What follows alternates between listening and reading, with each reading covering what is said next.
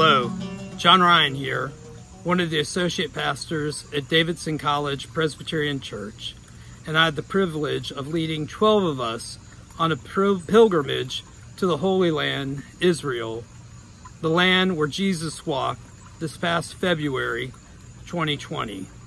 We spent the first part of our trip on Lake Galilee, where Jesus lived, performed miracles, and called his disciples. From there, we traveled south through Israel with stops at Masada, a fortress of King Herod, at the Salt or Dead Sea, where most of the group went for a float in the lowest point on earth, and then to Qumran, the site of the discovery of the Dead Sea Scrolls in 1946. From there, we traveled up to Jerusalem, because you always travel up to Jerusalem, no matter what direction you're traveling from. We spent our remaining time in Jerusalem visiting the sites there with a day trip into Palestine to visit Bethlehem, where Jesus was born. While we were there, part of the group stayed in Israel to visit the Holocaust World Remembrance Center and the Shrine of the Book, where the Dead Sea Scrolls are housed. The other part of the group flew to southern Israel, crossed into Jordan for a day trip to Petra, made famous in the first Indiana Jones movie. Looking back, we left for Israel just before the COVID-19 pandemic hit the United States. We knew something was brewing, but I don't think I had any idea of the magnitude of what would happen. In hindsight, I think we were lucky and had really good timing. Just a week after our return to the United States are when flights out of Europe, Asia, and other parts of the world started to be canceled. But for us, we found the Holy Land, and especially Jerusalem, largely empty of tourists. Regardless, we returned home safe and healthy and spiritually fulfilled. What follows are pictures and video remembrances from the group of their trip to Israel. I invite you to sit back, relax, and think about when we can travel again, maybe you too can visit Israel. Until then, you can just imagine yourself walking in the footsteps of Jesus. Thank you.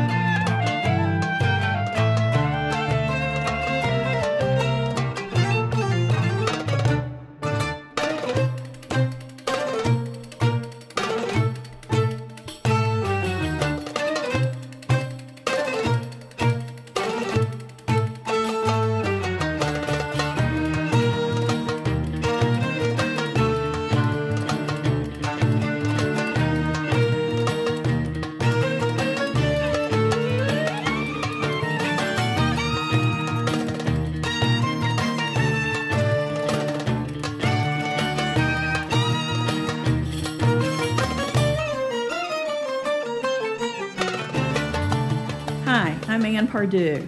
And I'm Terry Pardue. We saw lots of wonderful sights on our recent trip with the Church to the Holy Land. The Sea of Galilee area was particularly memorable. It seemed to me that it was very easy to imagine what the area would have been like 2,000 years ago. Indeed, parts of it looked like it was still 2,000 years ago. My favorite part at the Sea of Galilee was when we went and had communion at a small chapel that was right on the sea, that was behind the Church of the Multiplication of the Loaves and Fishes. It was a simple area where we were sitting on logs, a rough covering over us as we enjoyed communion together. But I could see Jesus and the disciples preaching to the multitudes, sharing the loaves and fishes as they spread out. And as we shared our communion and we were breaking the bread, that hit really close to home. And as we were sitting there, we looked over to the side. There was a beautiful rustic cross that brought the whole story together for me.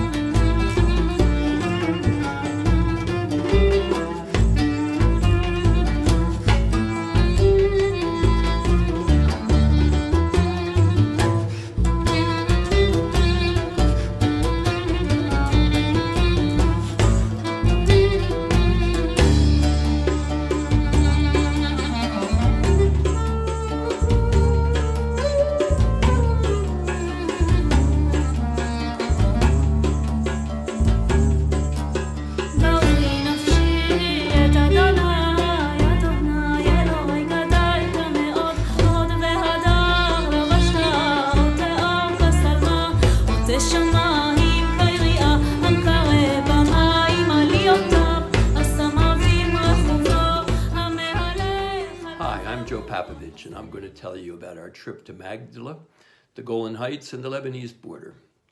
We began today visiting the ruins of the town of Magdala, the home of Mary Magdalene. We focused on the ruins of a synagogue, which experts are certain existed in Jesus' time. I was awed that I was standing in a spot where Jesus preached and Mary lived. We then drove north to Caesarea Philippi, the location of beautiful springs where the Greeks and then the Romans built temples to their gods. We were amazed to think that Jesus and his disciples visited the spot having walked the 50 miles from Galilee. The temple sits at the base of Mount Hebron, the tallest mountain in Israel, and the site where some believe the Transfiguration occurred.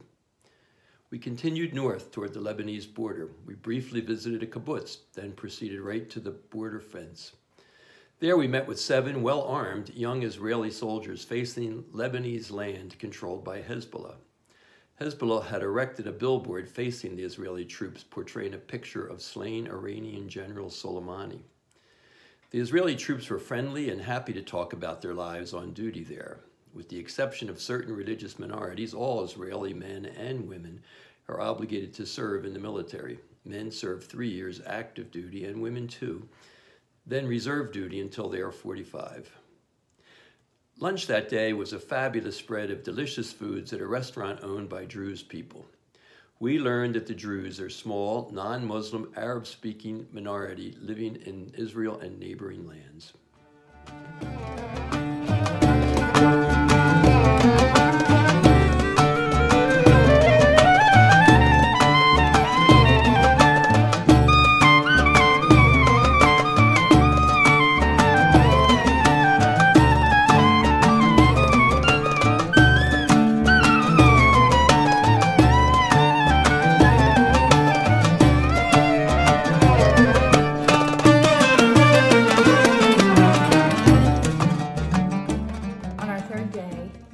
The Sea of Galilee for Nazareth, and I thought the drive along the way was beautiful. It's a hilly, rocky lay of the land, and amidst all of that were numerous groves of fruit and olive and nut trees, and it was just gorgeous. And I was reminded that this part of Israel is in the Fertile Crescent, and so the things that grow there grow in abundance. Also on the way, I could not get a song out of my head. Almost everything I see or hear someone say makes me think of a song. And this one was released in 1968 called The Wait. I pulled into Nazareth, I was feeling about half past dead. I just need a place where I can lay my head. Now, I love music and that was fun for me, but it also made me wonder how many times Jesus walked into Nazareth looking for a place to lay his head, or the many other towns that he entered. The Church of the Annunciation is in Nazareth, and it is built over the cave where Gabriel came to Mary to let her know that she would be the mother of the Messiah. The church is a Franciscan church, and it has a below ground level, which is where the cave is. It has a main level, and then it has a second story. On the ground level, the second story, the construction from the Byzantine and the Crusader time periods were really evident in what was still there. And there was also an open space in the middle of the main floor overlooking the cave of Mary and Gabriel. And there was a railing all the way around that where visitors were kneeling and praying. There was a monk who was there, or maybe I should say priest, not really sure. A priest probably was there offering prayer to anyone who wanted it, and I gladly accepted. The third floor of the Church of the Annunciation is a very large, I think it is the largest Christian sanctuary in the Middle East. and it was very large with equally large floor-to-ceiling stained glass windows. It was beautiful. To see the cave of Mary and Gabriel, we had to stand in a long line and kind of shuffle our way to the front of that line. I could have actually stayed there a long while, thinking about the scripture and the story, as well as wondering how Mary felt at that time.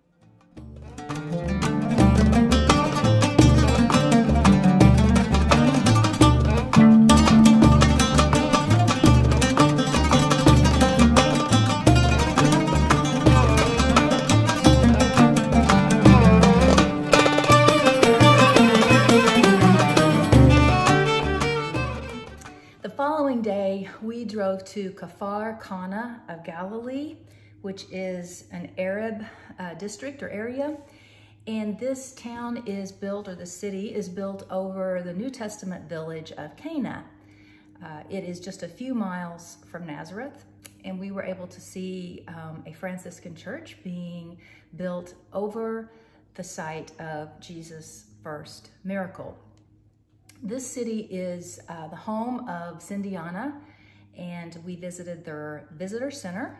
Sindiana is a female-led nonprofit Arab-Israeli partnership for women that actively promotes the concepts of business for peace and fair trade in Israel. This organization provides a community for fellowship, relationship, and education in languages, along with making baskets and acquiring independent business skills. Traditionally, women of these two cultures stay home and take care of children. Only about 12% of Arab and Israeli women go to college. Many women who work for this factory and business of kosher, organic, and extra virgin olive oils, spice mixes, carob syrup, almonds, honey, olive oil soaps, and various traditional handcrafts are those who now have an empty nest at home or who need extra income. These women are for peaceful cooperation and teaching and mentoring women to become independent economically and provide resources that they would not have found elsewhere. Baskets are woven according to Arabic tradition and made from date, palm fronds, wheat, banana leaves, and olive branches. And also they make lampshades and furniture seats by weaving as well. There was an Arab woman there who demonstrated basket weaving for us and shared her story. Sindiana's name and symbol comes from the Palestinian oak tree. It's the most common tree in Galilee, and it's renowned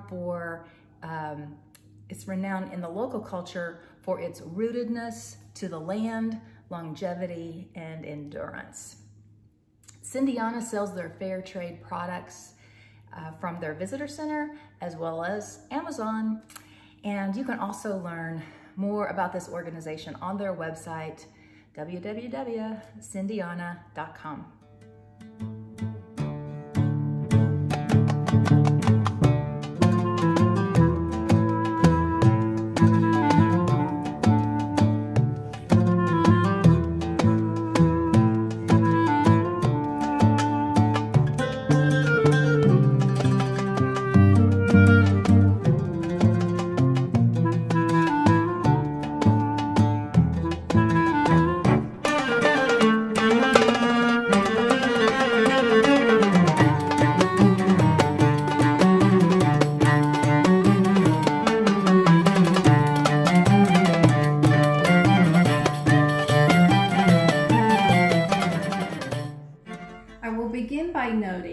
That while atop Masada, it was one of the few places that we did not see a cat. Masada is situated 1,300 feet above the Dead Sea. It was the site of one of the fortresses built by Herod the Great. Our group used the tramway to get to the top, although we could see a narrow snake path winding up the eastern slope of the mountain. King Herod built a magnificent palace complex around 30 BC. Underground cisterns provided water supply for the palace's baths and gardens. There were storehouses of food and arms. During the Jewish revolt against Rome in 66 AD, Jewish zealots brought their families to Masada. Unfortunately, 10,000 Roman troops stormed the fortress. Rather than be captured by the Romans, a great mass suicide occurred, with around 900 men, women, and children slain by swords. As we surveyed the area framed by blue skies and a skiff of white clouds, it was hard to believe that such a violent act had occurred there.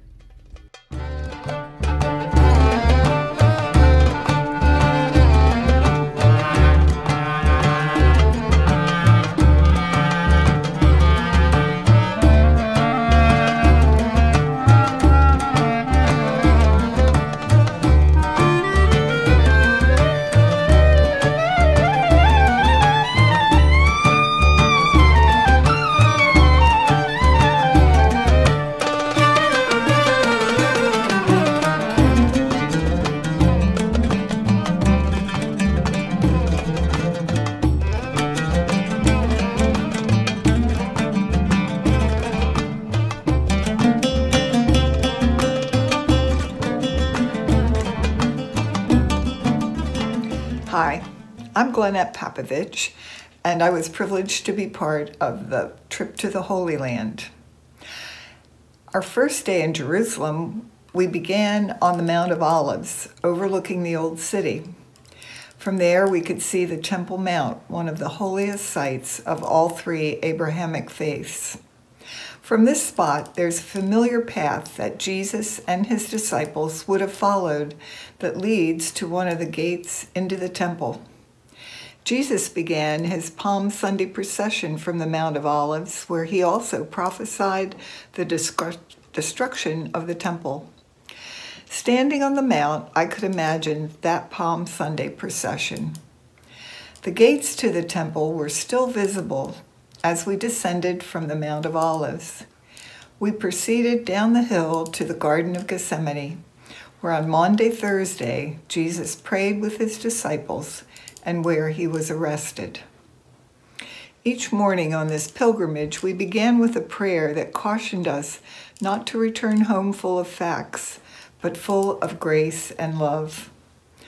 Although I've given you a lot of facts, I will forever hold in my heart being able to walk where Jesus and his disciples walked.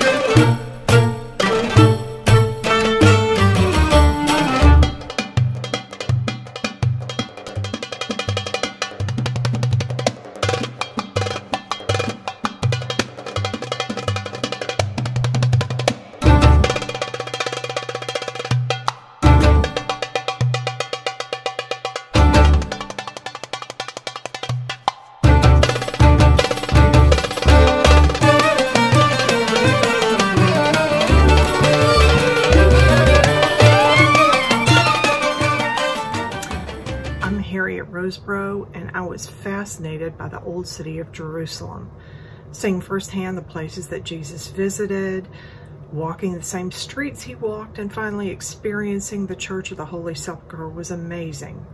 We were able to go on to the Temple Mount, where the first 2 temples were located. The Dome of the Rock that stands there now is a beautiful structure, but the temple that Jesus saw was far larger and far more imposing. In the wall around the Temple Mount, we were able to see the framing of the beautiful gates, the twin gates that faced east to the Mount of Olives, and the ones that Jesus would have entered the city on Palm Sunday. We were able to walk on some of the steps leading up to the gates. We entered Caiaphas's house, where Jesus was taken when he was arrested, and stood in the courtyard where Peter denied him. We walked the Via Dolorosa, the path that Jesus walked to his crucifixion, and touched the stone where Jesus faltered and was helped by Simon the Cyrene. The Church of the Holy Sepulchre encompassed 2 holy areas, the area that we know of as Golgotha, where Jesus died on the cross. We walked up very steep steps to get to an ornate chapel where we could put our hands into a hole where the cross went into the ground. Then we saw the tomb of Jesus, as well as an unadorned tomb, so that we could get a better understanding of what those tombs look like. One thing that I saw in the Church of the Holy Sepulchre was the anointing stone, a stone slab used in the preparation of bodies for burial in Jesus' time. Jesus could have been lain upon this stone as he was being prepared for burial. It was both amazing and humbling to know that we were seeing things that Jesus himself may have looked at or touched or experienced.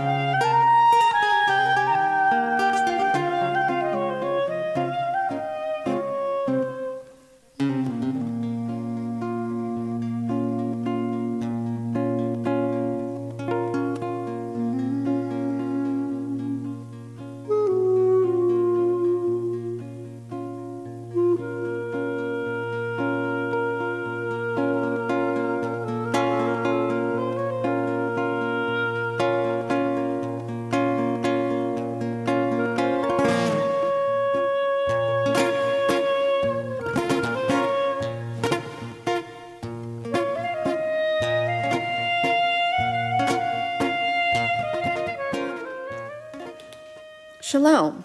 My name is Carol Burbank, and I'm one of the travelers who recently returned from an unforgettable trip to Israel and Jordan with John and old friends and new friends. It was very difficult to pick one memory to share, but I would like to talk about our visit to the Shepherd's Fields in Beit Sahor. Beit Sahor is a smaller town about 2 miles southeast of Bethlehem. The fields of Beit Sahor are important in the Christian tradition, as it is believed that it is here that the angel of the Lord first appeared to the shepherds to share tidings of great joy, as written in the book of Luke. At this point, the shepherds were not highly regarded, as they lived solitary lives on the rocky hillsides, yet they were the first ones who were chosen to hear these glad tidings. The word shepherd has such deep and powerful meanings. On the top of the main hill in Beit Sahor, there are two churches. There's a Greek Orthodox church and a Catholic church.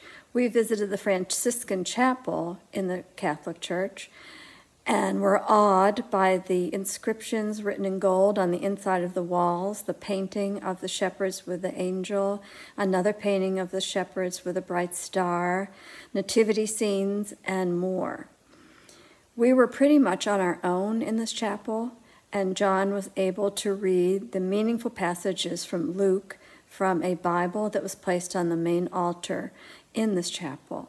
It was a very powerful, personal, and memorable moment for all of us. Thank you for listening. Shalom.